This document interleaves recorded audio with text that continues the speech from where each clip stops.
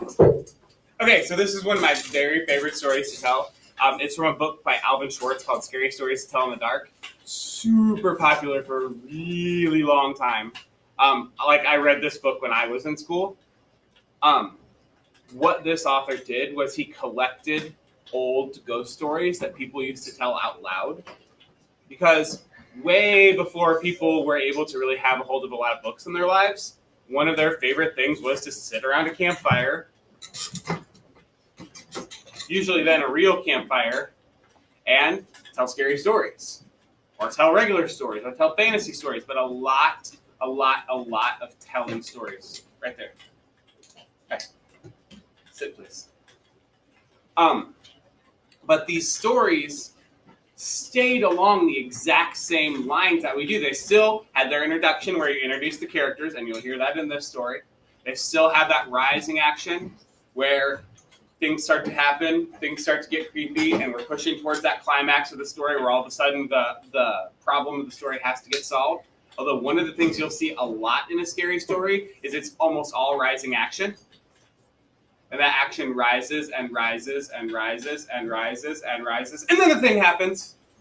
And then all of a sudden they have to solve it, which takes like this long of the story.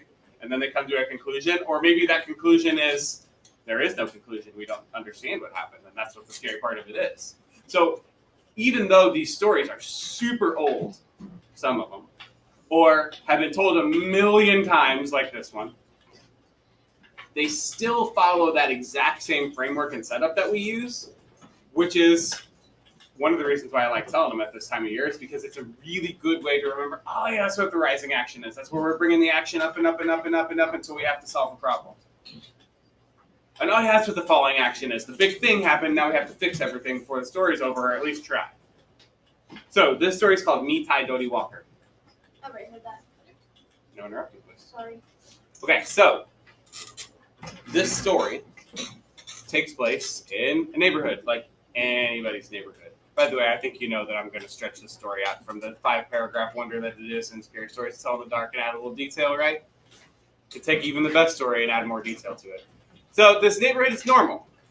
Got a group of kids, all hang out, got your age. Every neighborhood has a group of kids that are between like 10 and 15 that all hang out, like ride bikes and do ignorant stuff their parents don't know about, get in trouble, build forts, normal stuff, right? So these kids happen to live in a neighborhood with an abandoned house on the end of the block. It's on one of those cul-de-sacs, where the road is round at the end, and there's all these houses, and right up here at the end of the block, there's this house, and nobody lives there. Nobody remembers anybody living there. Windows are boarded up, door's been shut, gate's been locked, it's all fenced off. All the kids know, don't go in the yard, don't go in the house. Parents all say, leave it alone. We don't know what's up with it. We just know nobody lives there. It can't be safe anymore. Windows are all cracked. Siding's kind of falling off. The roof's kind of got one of those sags in it where you're like, that doesn't look good. Gutters are all falling down. And so, as kids your age are likely to do, somebody gets dared. They get dared to stay the night in the abandoned house, which is super not safe. Don't do that. It's not smart. This kid knows it's not smart, right? But he gets dared. He don't want to look like a chicken. He's kind of new to the neighborhood. Everybody all got there before him, so he don't want to be the new kid and feel like he's all left out. And so he's like, holy, no problem. I can stay in the house. And all the other kids, you can hear the woo, right? Woo! Right? Sure, you can stay in the house.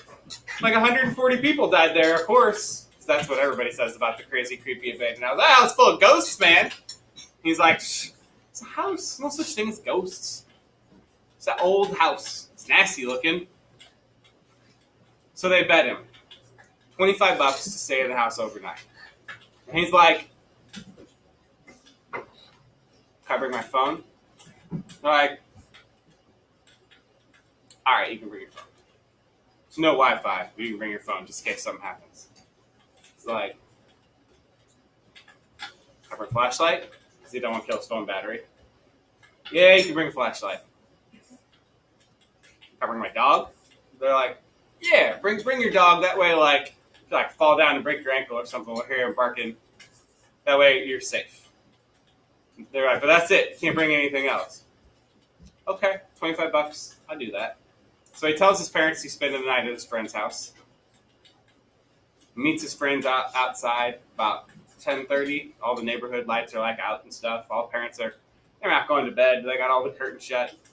So he and his friends gather up. They turn off their flashlights so nobody can see them. They're in the yard of the house where they know they're not supposed to be. It's creepy already, right? It's October. It's kind of cool outside. The big moon. Big moon makes big shadows. Big shadows make people freak out. The kid's like it's real now. Like the kids thought it was okay. Till it's all of a sudden it's 10:30, 11 o'clock at night in October. Big full moon, bright shining down, creepy shadows. He's about to have to go into the house. He's like,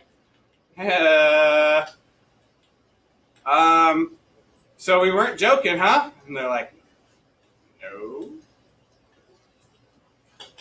Okay, I'll go. So they check his backpack, make sure he doesn't have any extra stuff, and he doesn't. His little pup sitting next to him, the little baby beagle dude. He's nice. It's kind of a little bit loud, but it's cool. Figures it's late. He won't get caught. So they all watch him. He opens up the door of the house. It's got that old, like, musty, moldy kind of, there's nobody been in here for a long time kind of smell. And it's dark. Clicks on his flashlight. He can hear out from the yard. The friend's like, woo! And they're all laughing, making jokes. Like, they're trying to play like it's haunted. And he's just like, whatever, man. This is creepy. There's no such thing as ghosts. There's nobody like crazy axe murder or anything living here. Like all the crazy stuff kids always say. None of that's actually true. It's just an old house nobody lives in anymore. It looks all falling apart, whatever.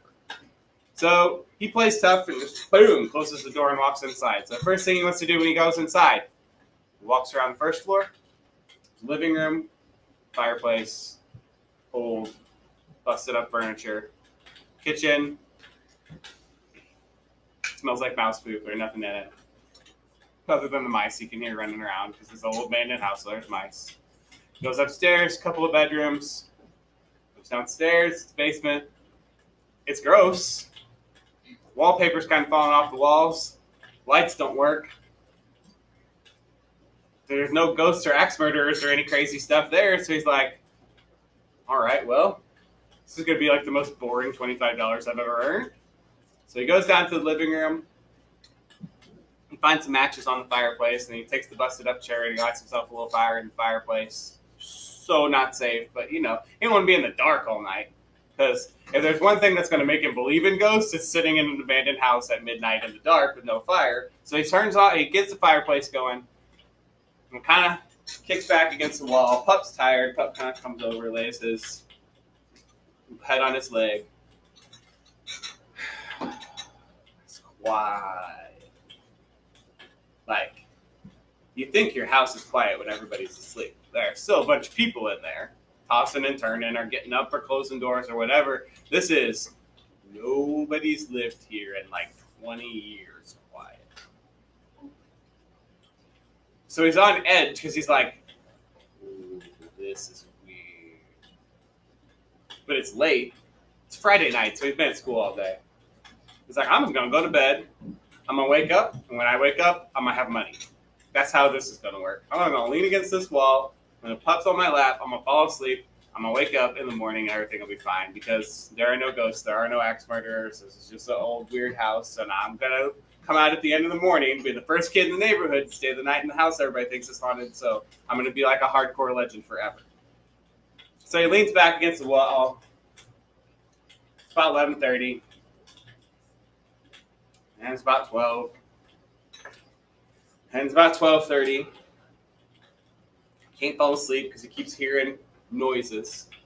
Old weird house noise, like the mice in the kitchen, or like the wind blowing against the windows. Stuff you don't normally hear because your house has noise in it. He can hear it. But by about 12:30, he is just beat, and he just closes his eyes, listens to the pup breathing next to him, and just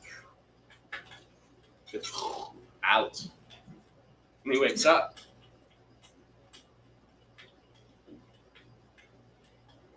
heard something. I mean, it sounded like a voice, but it was so far away.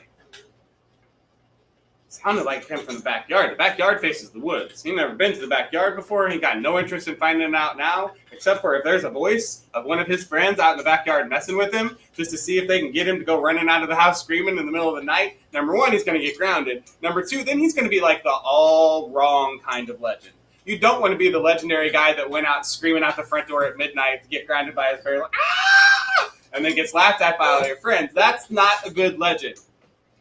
So he's like, I'm taking the flashlight to the back window. I'm not opening the back window. No. So he takes his flashlight to the back window. He puts it up against the back window. He does one of these little numbers like, can't see anything. It's just woods.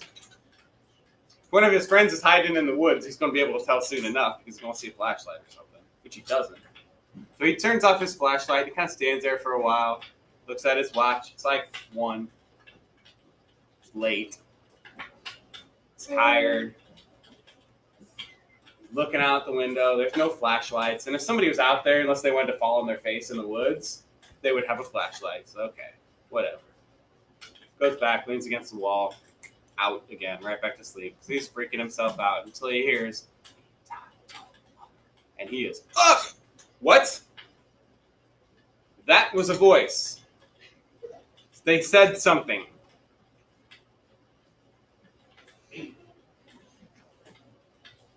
And then from right next to him, he hears.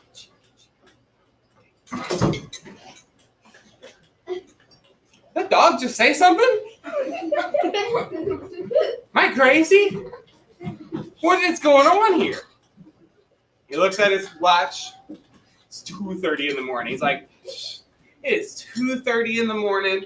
I'm in an abandoned house that's supposed to be haunted. All the kids freaking me out with ghost stories. I ain't hear any voice. It's had some weird dream.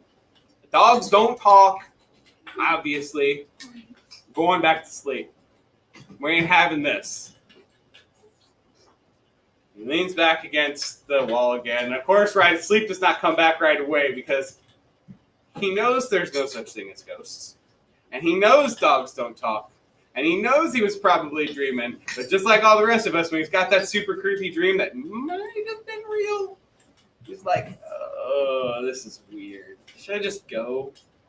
Like, I could take a little bit of making fun of. That's fine. They never even been in this house. I've been here since, like, 10:30, 11. I've been in this house at 2:30 in the morning. I don't think they're going to be able to give me too much trouble because they're all too chicken to do it in the first place, so they had to dare me. Like, but sun comes up in, like, 4 hours. 4 hours, get the money, and be the legend. All right. Okay, we're going to stay. So he leans back against the wall. Pup's falling back asleep. I have to look at him like he's crazy when he jumps up and stares at him. Pup's tired, and he's pretty much over it. He's like, dude, I just want to go sleep. So he's like, okay, I'm going to make myself go back to sleep. So he does what you do. He lays back, takes deep breaths, thinks happy thoughts, counts sheep or whatever, falls back to sleep. And then he certainly hears Mi-tie-doughty walker. And it is coming from the back porch. And he gets up and he runs to the back porch because this is not a question. This is not a dream. This was a sound that he heard, and it did not make any sense, but it was very clearly words. He's got his flashlight. He's pointed out the back window. Can't see anything. And if somebody was just talking on the back porch, it's not like they would have just gone running off into the woods at 4 o'clock in the morning. That's how you trip over a tree and go. So he knows there's nobody out there, but he heard something. Some of his friends are definitely messing with him. So he's pulling out his phone. He's getting ready to fire off about 100 super mean text messages at 4 o'clock in the morning. Dude, it is not okay for you to be messing with me in this haunted house. And then he hears, itchy, itchy, pouty, molly, dingo, dingo. Turns around to the living room. Dog's sitting there, hung out, looking at him. And he says, dogs don't talk, dogs don't talk, dogs don't talk, dogs don't talk, dogs don't talk. There's nobody on the back porch, And dogs don't talk. I say to myself, self, there's nobody on the back porch and dogs don't talk. I'm losing it. This has to be a dream. It has to be a dream. I'm leaning back against the wall. I'm closing my eyes. I'm putting as much wood as I can find on that fire so it's like daylight bright in here. I don't even care if they catch the smoke coming out of the chimney and come find me and kick me out and I get grounded. I don't even care. If they come and pull me out, I still get credit for being a legend. It'd be really cool if the sun came up like, now 30. But it's not. It's 4 in the morning and he's still got about 2.5 more hours. So he leans against the wall and he's like, okay, don't be crazy, don't be crazy. Dogs don't talk, there's nobody in the backyard. Dogs don't talk, there's nobody in the backyard. I'm going to close my eyes and I refuse to open them again until the sun is up. I'm not even going to, until I can look through my eyelids and tell it is light outside, I refuse to open my eyes. And it's 4 o'clock in the morning after a long day and he's freaked out. So of course, what happens if he refuses to open his eyes? He's going to fall back asleep. Not sleeping well, obviously sleeping badly. But by the time he hears this, across the roof, he's like, I am not opening my eyes. I am not opening my eyes until he hears Mi-tie-doughty walking from the chimney.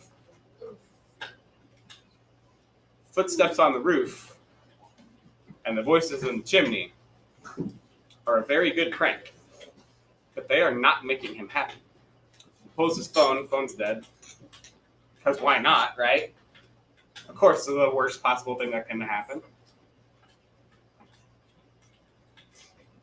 And he's staring up at the fireplace like, I really want to go. Like, a lot. But I really don't want to go outside because that thing can't come down the chimney. People don't fit down chimneys. The doors are locked. I'm just going to stay here and freak out until the sun comes up. Thanks very much. And from behind him he hears Itchy, Pitchy, Collar, Molly, Dingo, Dingo. And he's frozen because he knows the dog is behind him. And he knows dogs don't talk. But he also knows at this point he is wide awake.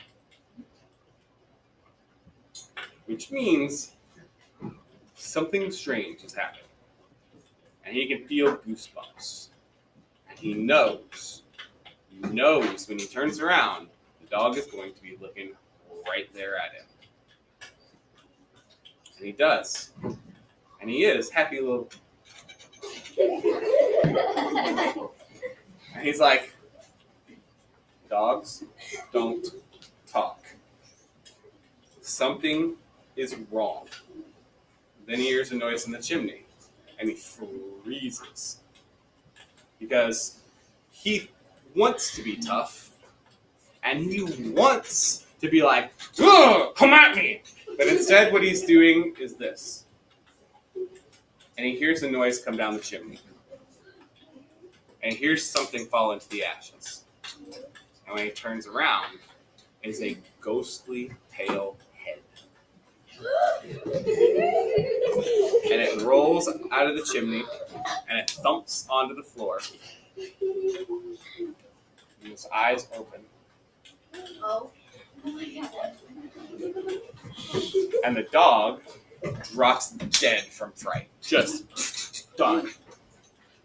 And the kid can't move. And he's like, he wants to do everything from like fight to throw up to run away but he can't do anything.